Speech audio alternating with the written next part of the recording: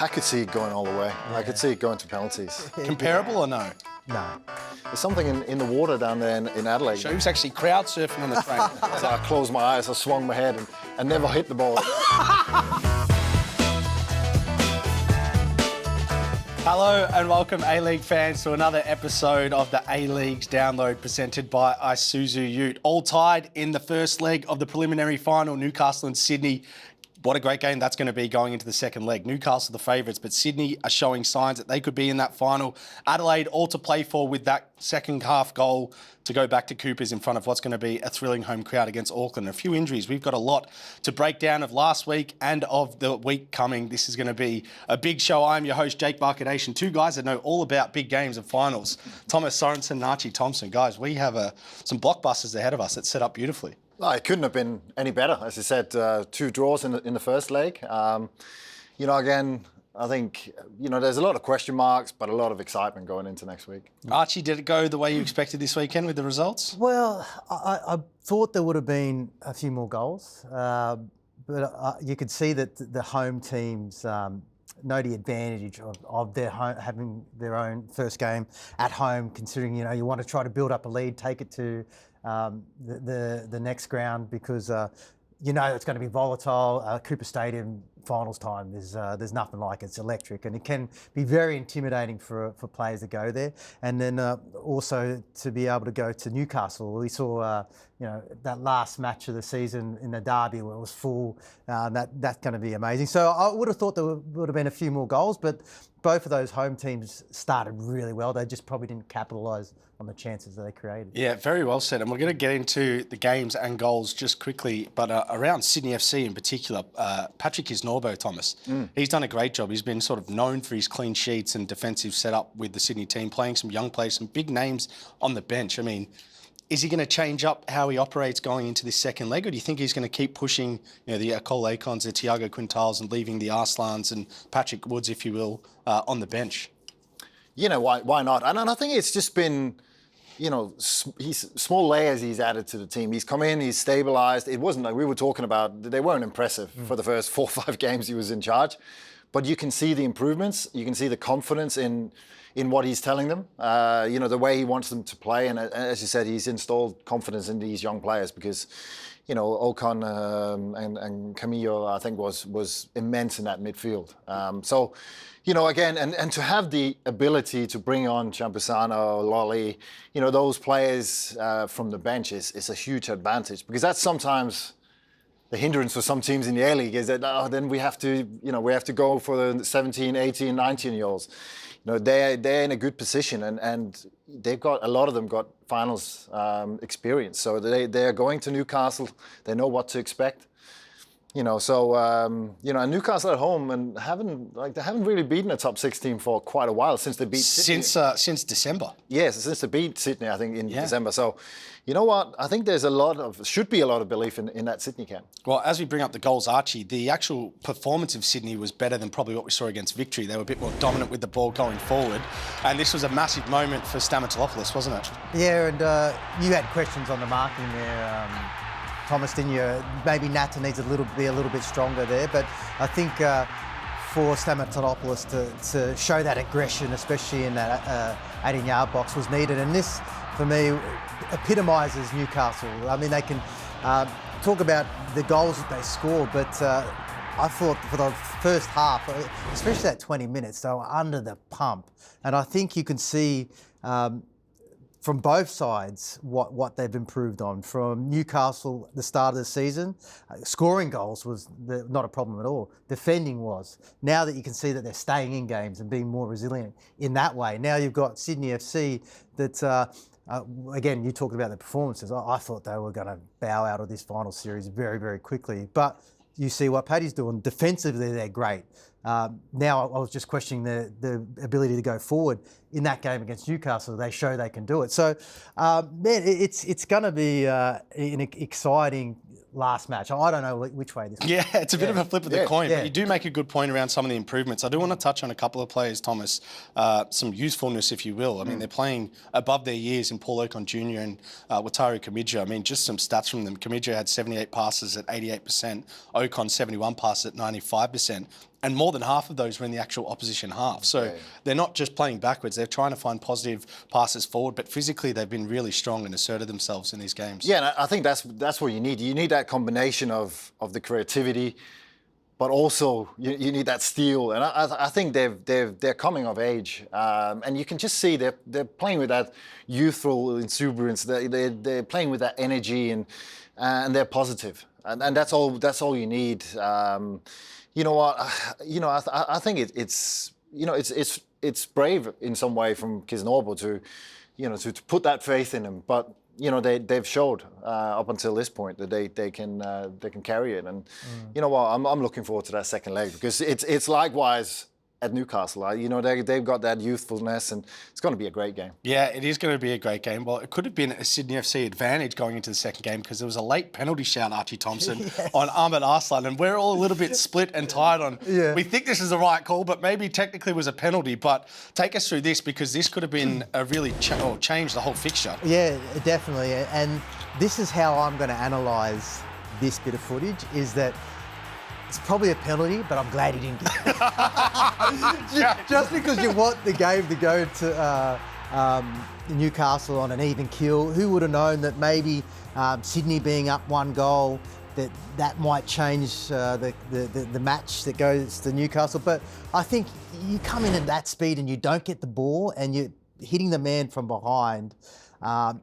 It's, 9 times out of 10, that's a penalty. Thomas, that's a fair shout for Sydney to be angry with that, isn't it? Yeah, it's a tough one because he doesn't go into his back. He goes in from the side, but then he doesn't get the ball. And if he just managed to get a touch on it, I'll be all good with it. And but I'm on yours. It's still a grey area. I feel it's not a 100% stone cold penalty, and that's why I like that it wasn't given because there was another one, for the other for Garucho that could have gone. So I think it was a fair shout in some way, but I understand that Sydney will. Feel they maybe were hard done by. Yeah, and you have to kind of think, how sport always evens itself out throughout the season and out of games.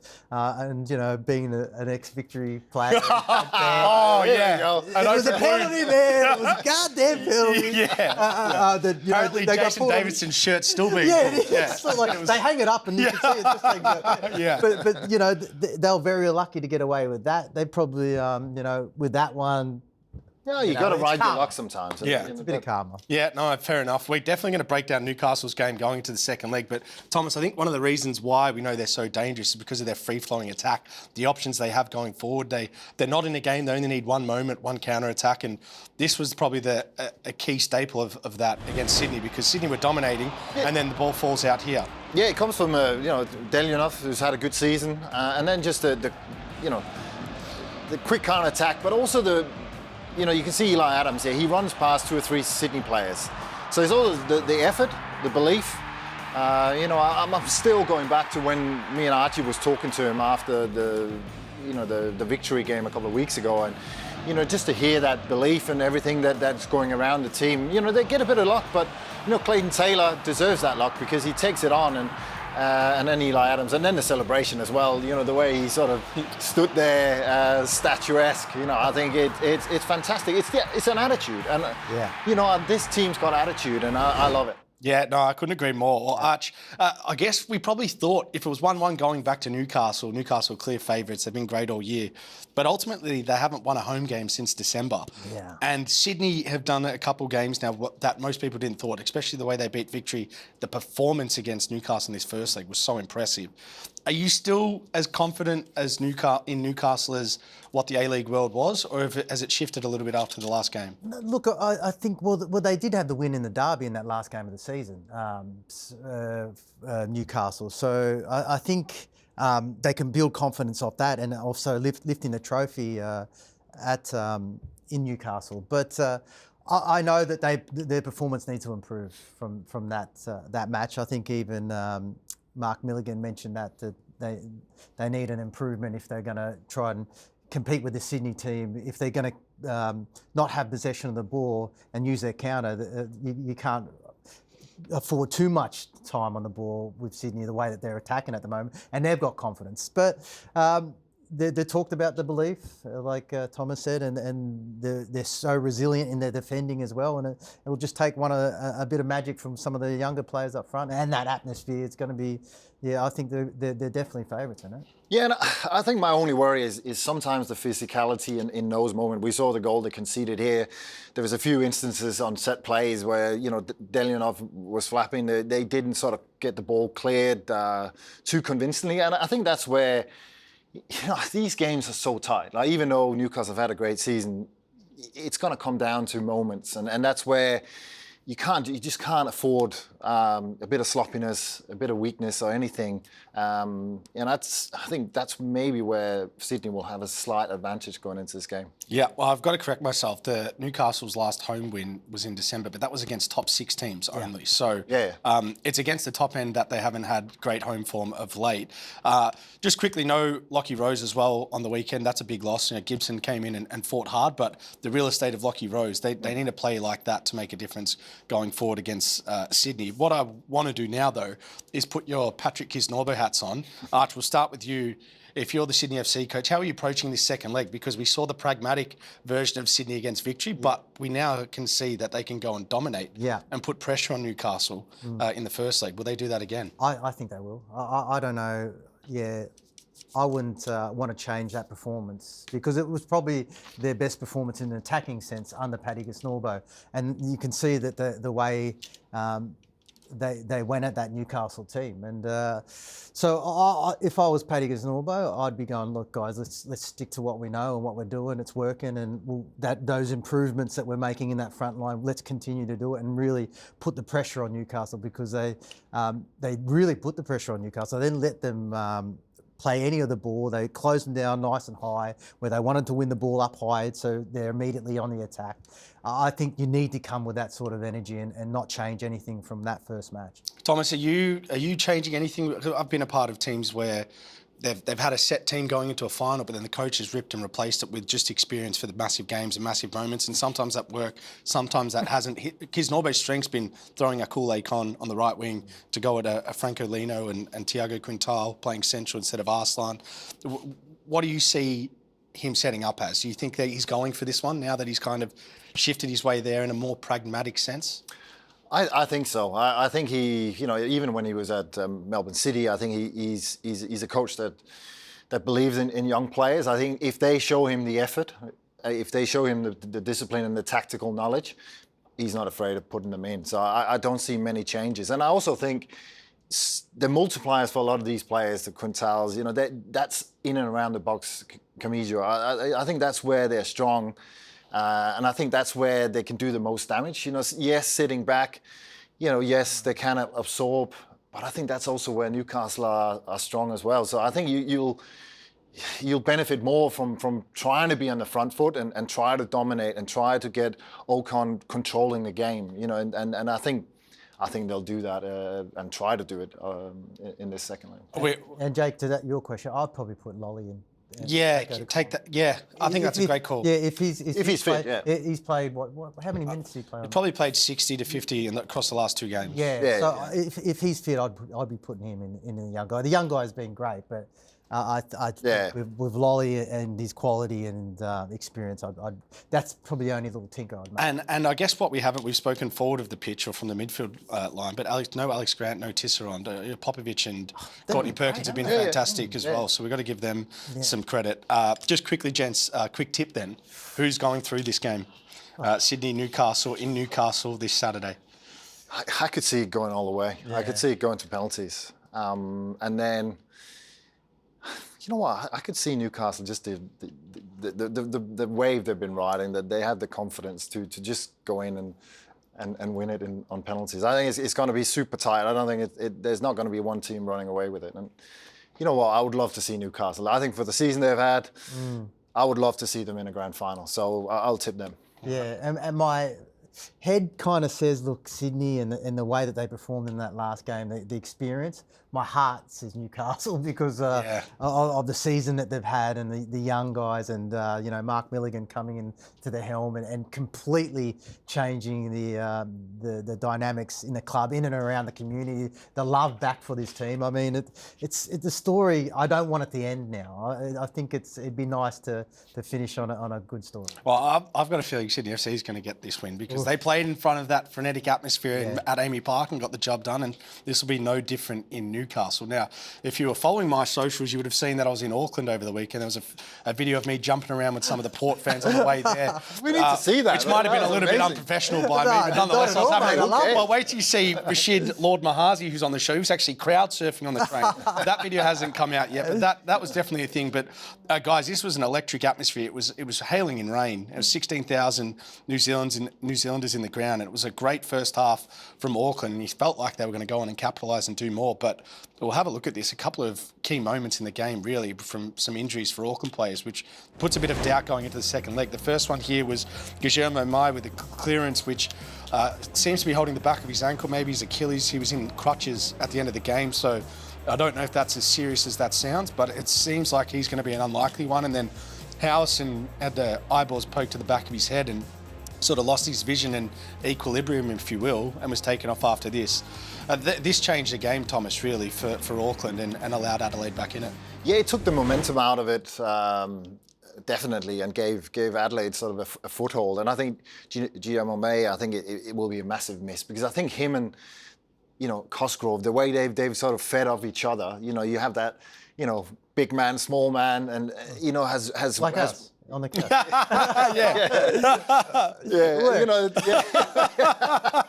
I chested down for Archie. I think I think that's a big miss because he's been one of the unsung heroes for the season. So we don't know what the extent is. Is it just a twisted ankle and you can get back ice and treatment over the week, but they play on Friday and they have to travel. Normally if you have a blown up ankle, it's not great to be on a plane. So there's a lot of things that's against it. But we'll have to wait and see because those two injuries, you're looking at the bench. Hopefully De Vries maybe can come in and start because I think him and Randall Randall hasn't been the same since De Vries has been off the park. Yeah. They have some the overlaps and Randall can go inside. So. There's a few question marks for Auckland, definitely, travelling to Adelaide. Well, one of the question marks going into the last game, Archie, was Sam Cosgrove. We heard he ruptured ankle ligaments, which I don't know if he's defying science to be out there, but he was physically strong in the game, maybe not as alert and electric in front of goal and as sharp as maybe he could be on the ball, but definitely from his stature point of view, it didn't seem to affect him. I mean, how important is that sort of cloud over him? Is he playing in pain, do we think? Well, like you said, I don't think he looked any different, but the physicality of it, he's still got, and I think that presence you need, especially if someone like a De Vries is going to come in and the delivery, you want someone big like Cosgrove. If Guillermo May is out, you lose a bit of something going forward. But yeah, I thought Auckland were really good in that first half. Lachie Brook, he was exceptional. We'll bring up his goal now, but he's so important. You love him. Yeah, I love the way that he plays. He's so great on the ball and he's comfortable and he scores goals. And they were probably lucky because there was a couple of good chances for Adelaide that they didn't take early on in this match, and then with football it ebbs and flows. But Auckland probably should have taken more advantage of the possession and the chances they had, especially in that first half. But you never write off an Adelaide team because I thought what Auckland did really well was they stifled a lot of the balls that went through the middle of the Adelaide lines, which they like to do. That's something that I've been really impressed with Adelaide's football is once they get a turn in that midfield and they go through the middle and then they open up and then they're through. Right. It's great to watch. They didn't have that opportunity to do that because Auckland are right on them and they blocked all those passes. So I think it'll be an interesting match. Adelaide will be different at home. But I just feel like Auckland missed an opportunity to take a good advantage. Yeah. Archie makes a great point, though, Thomas, around if they get through those lines, or even from a counter-attack point of view, the electricity they have. Let's have a look at Yaya Dakuli burn here, Hiroki Sakai for the Harry Crawford goal. But that's exactly what Archie's talking about as well. Yeah, that's getting players into space, and then you got those one-on-ones and Crawford, lurking at the back post. That's where they're strong, and I totally agree with you, because if you can shut down that midfield, they can't get these balls. If you can start dominating midfield, and as soon as Adelaide gets on top and gets in easy positions, they've got those players. They got them at plenty, and then you got Jovanovic coming back as well. So it's Anselmo, him who's starting. So they've got options up front, and Cooper's. It's going to be rocking. Sam Cosgrove could be in for a bit of grief from the fans. I don't think he cares. I think he takes it as he a likes challenge. it. Yeah, it could be a good thing. But got to say, Yaya Dakuli, that ball and his turn of pace there, that was of world-class level from him, which got Adelaide back in the game. We got a fan question here quite early in the show, but this is from sp.visuals on Instagram. Does Harry Crawford's work rate go under the radar? He's only 19 years old. One of the names that doesn't get spoken about a lot, but was voted man of the match on the weekend. So, he's clearly an exceptional talent. Yeah, no, it's fantastic to see, because we're like 3 or 4 weeks ago, we were talking about Burkett came in and made a difference. Crawford's only played a couple of games, and has made a difference. So there's something in the water down there in Adelaide. They keep bringing in these players, and the main thing is you can just see exactly what the question is. They've got the work rate, they've got the attitude, they got the belief. Sandroli, he does a great job with these young players, the development that's going on behind the scenes, that they look ready when they come in, and it's great to see a young player coming in and make a difference on such a big stage. Yeah, well, it probably feels a little bit more like Adelaide have the right to go and win this now, going back home with a 1-1 draw with a couple of the injuries they have to Auckland. We're going to get into how Auckland's going to have a chance to break them down. But Archie, I just want to go into Adelaide's home form. They're going to have a sellout crowd. They've got the best home form in the competition. They've played 13 there this year. They've won 7, drawn 3 and lost 3. So they're pretty convincing at home, as you know, going there and playing in finals. It'll be a packed house. But Thomas begged a good question there with Jovanovic coming back in and Anselmo. We saw Anselmo starting for periods before Jovanovic was suspended and Jovanovic coming on. What do you think Angelli does here? Oh, well, it's a tough one, because they're two different types of players. I think I would probably like to see Luka Jovanovic start. I'd like to see that change, because his football has improved this season. I've said it many times over the season, is that his all-round game, in that he holds the ball up, gives the ball away, doesn't give up possession like he did in previous seasons. He's scoring goals. He's always a threat. I think he has a moment when he's in positions to go, okay, maybe which is a better option to take.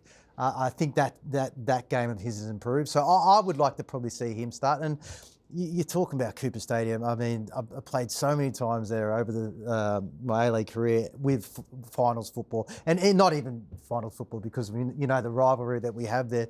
That place is when it's jumping. There's no other place, I think, in Australia. I tell you, who's more intimidating. Who might be giving you a call this week is Sam Cosgrove, because you would have been copping some flack going out to Adelaide for a decade, and now he's going to be in your shoes. Yeah, good. but it is like I've been a fan of the Adelaide team this season, and the way that they play and that atmosphere that they have. It's incredible. I don't actually think, and I don't know if I agree with that. I think with regards to who's going to start, because I think Anselmo would probably be the better early option because of the physicality. If Adelaide are sitting back, just to have that, and it was a perfect example against Melbourne City, a couple of weeks ago when he came on, when the game opened up, he found his space, and he's so great in the box. But on the other hand, I think he needs a little bit of space, to really, be at his best. I think I'll probably start Anselmo. Okay, well, there you go. That was a question from Hempenstall on Instagram as well. Who starts at Cooper's, Jovanovic or Anselmo? We've got a split on the couch. Yeah, I think I agree with that. I think they will start Anselmo. Also, the problem with Jovanovic taking off his top in the game that he did, it means he missed 2 weeks of football because they had the week off and also this as well. So it's almost like his third week back. I think that's probably why. But for the Auckland fans out there that might be nervous going to Coopers, we understand why, but never fear because the Reds are yet to beat Auckland in any game. They've played 4 draws and 1 loss. So you actually got the better of the Reds going into their game. If we have a think about how Auckland set up, guys, I saw Craig Goodwin at the airport coming back and thought, oh, great result for Adelaide. And he goes, yeah, well, he probably thinks that they're going to come and shut up shop a little bit and make it really difficult for Adelaide, which does make sense. I mean, knowing the recent history, Thomas, how do you think Auckland will set up? Because we know they're a very physical and direct team, but with some of the pieces they may be missing, could we see a bit more of a defensive style from Steve Corica? I think it's going to be very measured. Is it going to be park the bus? That's maybe a little bit of an exaggeration, but they'll definitely be mindful of shutting down the space. They'll be mindful of getting tight to these, Adelaide players, and then be patient with their chances. They're going to get some chances. They're going to get, if De Vries is playing whoever, they're going to get long throws into the box. They're going to try to challenge the back line of Adelaide, and will get their chances. Yeah, I think they'll be cautious, especially maybe, quieten down the crowd a little bit, trying to get a foothold in the game. So, but park the bus, I still think they'll come there to play. Yeah, I think Archie, you might agree with me, but I think for Auckland, if they're going to win it, it's going to come through Randall and Lachie Brook. Those guys need to. Lachie Brook's first half shows exactly why they can beat anyone anywhere, and Randall, as Thomas alluded to, has probably been a bit quiet. But if they get him going, I'll get your tips going into this game. But just note this: we spoke about Newcastle's recent form, but Auckland are the best away team in the comp, but their last win was away against Newcastle. Which was, coming up to nearly 2 months ago, right? So factoring in all of those thoughts, what are we thinking out at Coopers on Friday here? I think, it depends on the injuries and who's fit and who's not for Auckland. I think they need everyone on deck. You know what? I've got to. It's such a tough place to go. Really tough, man. It's a really tough place to go. You called this out before the finals from a Melbourne City Cup point of view, I think trying that to avoid Adelaide. It's probably the team that has the best home advantage in the league. Great atmosphere. I played in myself. So, and I would, maybe as a purist, I would love to see an Adelaide, the Newcastle final, because I think that's going to be blockbuster. But, you can't count Auckland out, as you said, with the form. But I probably will say Adelaide. Yeah. Archie, what are you thinking? You said it perfectly. I think Adelaide. I like the way that they play their football. And like you said, if they're missing some of those key players for Auckland, that just stifles them a little bit going forward. And I just think that their quality and their passing, if it's on song, I don't think any team can compete with this Adelaide side. Yeah, I think it's a trifecta on the couch here. We're all going Adelaide in the fixture on Friday, which is going to be a packed house at Coopers. Now, we went back through the season. We thought there were some incredible goals this year, but we picked out our best. We might even throw in a save of the year from Thomas Sorensen as well. But Archie, there was a lot to choose from. Yes. Eli Adams, though, was one that you struck a chord with. Yeah. Tell us why. I mean, the way there was probably a number of goals that he scored this season that I would go, okay, that's for me the goal of the season. The way that he hits this, I don't know. You're a goalkeeper, Thomas, ex-goalkeeper. Look at that free kick. I mean, that's. Yeah, like the wall. I'm not too sure, and obviously everything else, but take nothing away from that strike. I know how.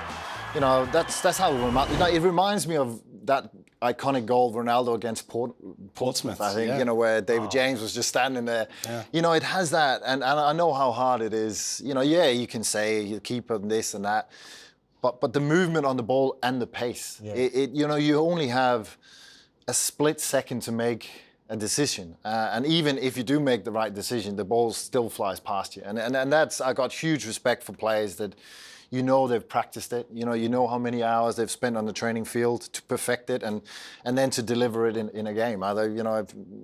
Great to see. Patrick Kisnorbo will be telling Sydney FC as well, make sure the fouls around the box in a one-off game. This guy's been dangerous. You know what? Because it's happened a couple of times where you could almost, as watching a game, even the commentary is that like when there was a foul just outside the 18-yard box, you could even almost see the opposition of the Newcastle Jets go, oh no, we're conceding this. Yeah, correct. Because he's really that good. Yeah, but also the one thing is, even if he strikes from long distance, it's so hard for the keeper to control the save, to catch it so it's also the second balls. Yeah. Like, so you just hit target, anything can happen. Like any, second balls, tap-ins, just make sure you got players in there. Yep, well said. Well, I ended up having the next choice, and I chose a man that has become famous in this league this year, Juan Mata, because not just for this incredible finish, but this finish also went global and was a campaign for the A-League. This was in the derby.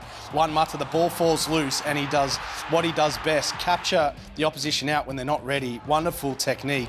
He's just parked this over Patrick Beach's head and made him look quite silly in the end, but it is an unbelievable finish. Thomas, I mean, that is a bit of a goalkeeper's worst nightmare, but also nothing you can really do there.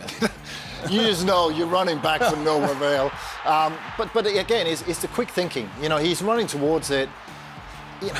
Sometimes you would love to get into the head of a player, because that is genius to actually see the opportunity. Because it really arises quite quickly. It's not like the ball rolls for 20 yards and he's got plenty of time. It sort of just pops up and he hits it. Yeah. And then to have the technique and the ability to make it happen, I think it sums him up. Yeah. Well, next up is Lachie Bayliss against Wellington, Thomas, and this felt like it was almost in the first 30 seconds of the game. No, it's an important goal in an important stretch of the games, and just the way he takes it inside. He does everything himself.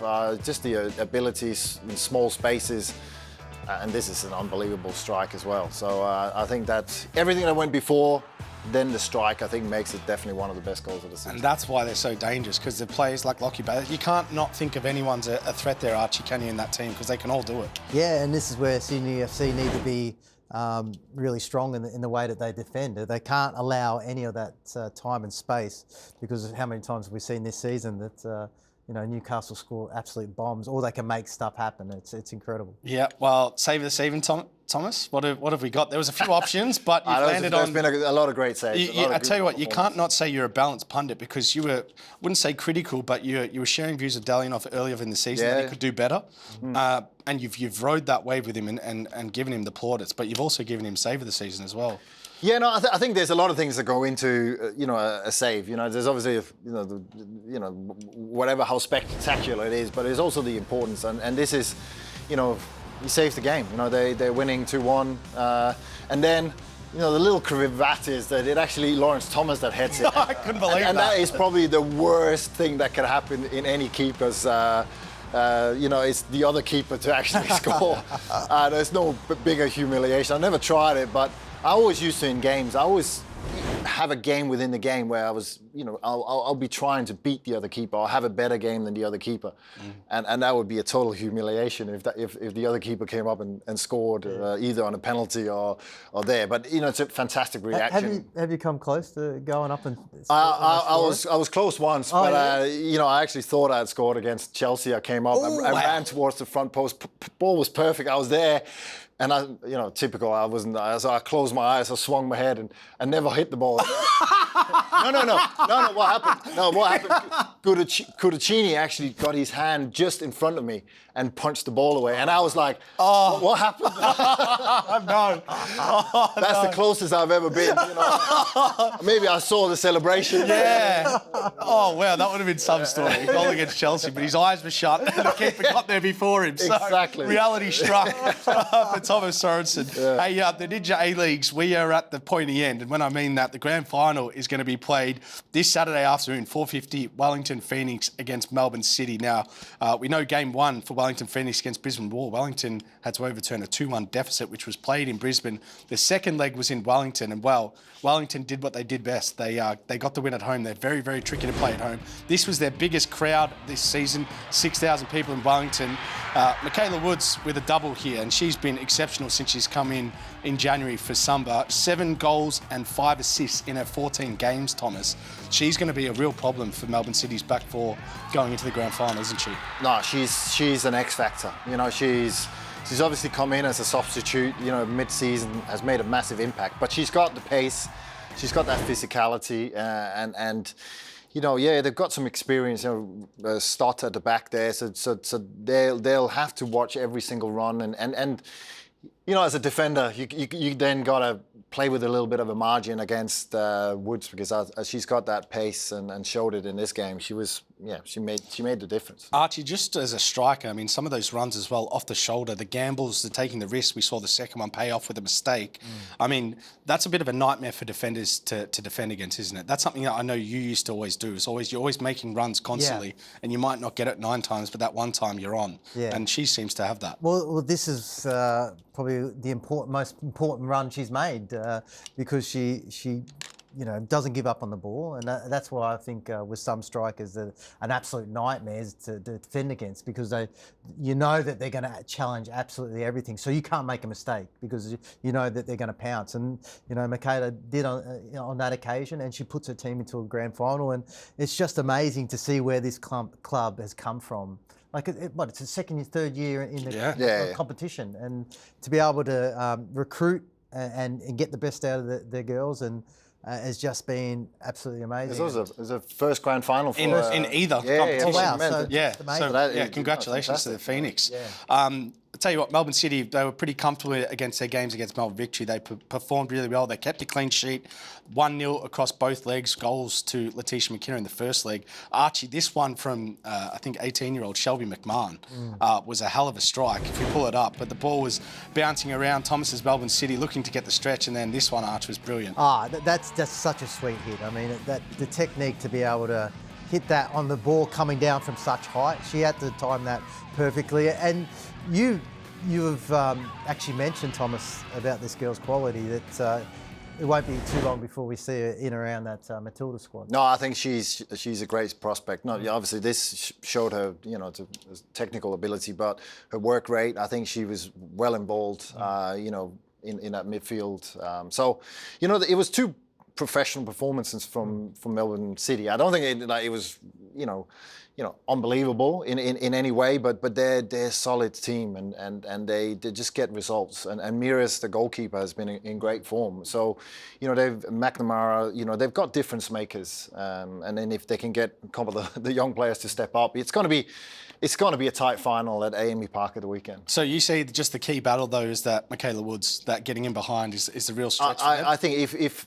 Melbourne City can keep her quiet, I think they'll win. But I think that's the X factor that perhaps Melbourne City hasn't got. Yeah. So that's where I'll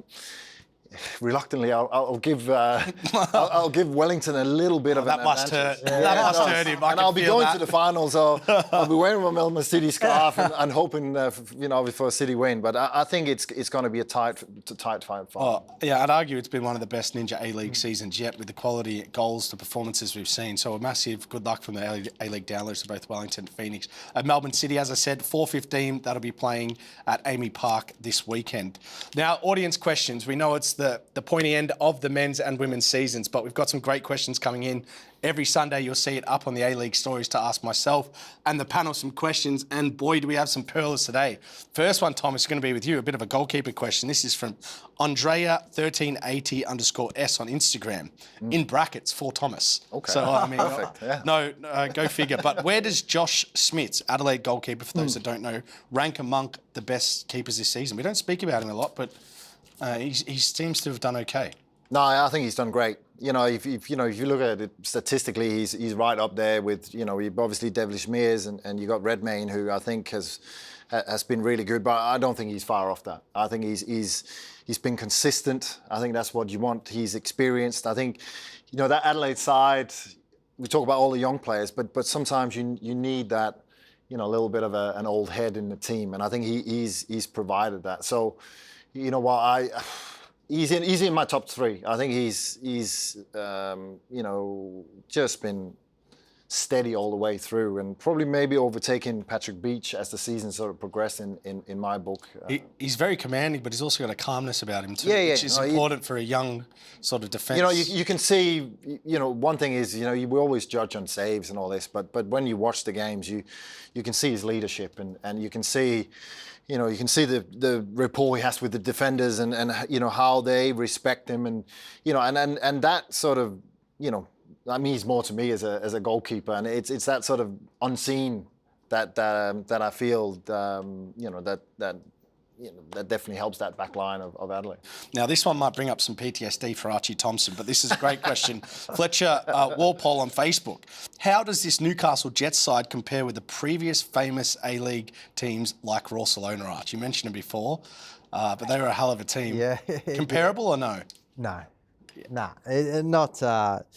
I don't think You can just see the nightmares. Yeah, it's It's the only team he had to really run against off the ball mate. at a ridiculous amount, wasn't it? As soon as you said that, my eyes started going. Because that's all you used to do. Going like, Where's Partaloo? Yeah, Partaloo was okay because he couldn't move. He just, but it was everyone else that was running around him. Yeah, You're kind of going, okay, he's out. So I don't know if they're gonna. I don't think any team's gonna. Be able to reach the level of that Brisbane team with the way they play football. But you know what? You win stuff, and you continue to win stuff. You can. But from a football point of view, I think they're a little bit off. But it's still great to watch this young team play the way they're playing beyond their years. I think the difference is that maybe that Brisbane team had a lot of experience, whereas this one is young. And so if they can maybe stay together, you might start to see that, but then, with so many young talented players, you want them to be able to go on and sell them and make money. So I think they're a little bit young to be compared to them, but you win stuff, like I said, no, you can maybe. Well, I know we've given out tips because that's our job for this weekend's game, but the real theatre in these games of the weekend is it's pretty hard to know who's going to win, isn't it? Yeah. That's a beautiful thing about the A-League and these games. So I think we're in for some blockbusters. Which one do you think is going to have the more sort of rile and news coming out of it, would you say? It's hard. It's hard. It's hard. I could see... I think it's going to be tighter in Adelaide than it is in Newcastle. I could see goals like from Sydney as well. I could see more goals in that Newcastle Sydney game. So that's probably for me is going to be the biggest blockbuster. But who knows? Arch, which game are you going to be more excited to watch in your eyes? Gee, like I said, it's a hard one. We've been surprised so many times. We sit here and it's like, whoa, we didn't see that. That's right. I'm a fan, like I said, of Adelaide when I hope that they play the football that they can play, and at a level that we hadn't seen all season. If they do that, then I'd love to be watching that one and going, okay, Adelaide going to make a grand final. But then that game, Sydney, Newcastle. I mean, Newcastle probably didn't perform like we like normally see them perform. Sydney are starting to, tick some boxes I didn't think they were able to. At the right time. Yeah, so mate, it's just a perfect weekend of football like we've pretty much seen this back end of the season. Yeah, absolutely. Well, let us know in the comments who you've got. Is it Adelaide or Auckland, or is it Newcastle and Sydney? Who is going to be playing in this A-League men's grand final as we keep an eye out on the Ninja grand final happening this weekend. We thank you for all your likes, comments and support across the A-League's Download Show. We've got a few more weeks left to cover this weekend's games and, of course, the grand final. Until then, though, we'll see you next week.